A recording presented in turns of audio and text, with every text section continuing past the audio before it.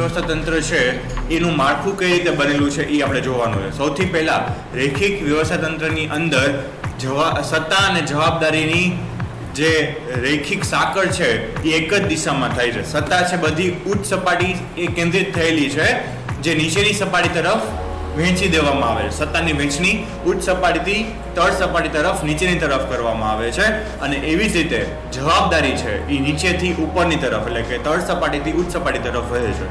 સૌથી પહેલા કોણ આવશે? સંચાલક મંડળ. એ નીચે જનરલ મેનેજર જે CEO ચીફ એક્ઝિક્યુટિવ ઓફિસર તરીકે કામ કરશે, અને સંચાલક મંડળ પાસેથી બધી સત્તા લેશે અને ધંધાકીય એકમના જેટલા પણ વિભાગો છે, જેમ કે ઉત્પાદન વિભાગ છે એને આપી દેશે, અને ઉત્પાદન વિભાગના જેટલા પણ અધિકારીઓ છે, ખરીદ અધિકારી, ઉત્પાદન અધિકારી, એ નીચે કામ કરતા સુપરવાઇઝર, ફોરમેન, કામદારો, એ બધાને કાર્યની વહેંચણી કરશે, સત્તાની વહેંચણી કરશે. એ રીતે વહીવટી વિભાગની નીચે કામ કરતા વહીવટી અધિકારીઓ, એ નીચે કામ કરતા કારકુન, હિસાબી અધિકારી, એ નીચે કામ કરતા કારકુન. એ રીતે વેચાણ વિભાગની નીચે કામ કરતા વેચાણ અધિકારી, એ નીચે કામ કરતા સેલ્સમેન, વિજ્ઞાપન અધિકારી, એ નીચે કામ કરતા કર્મચારી.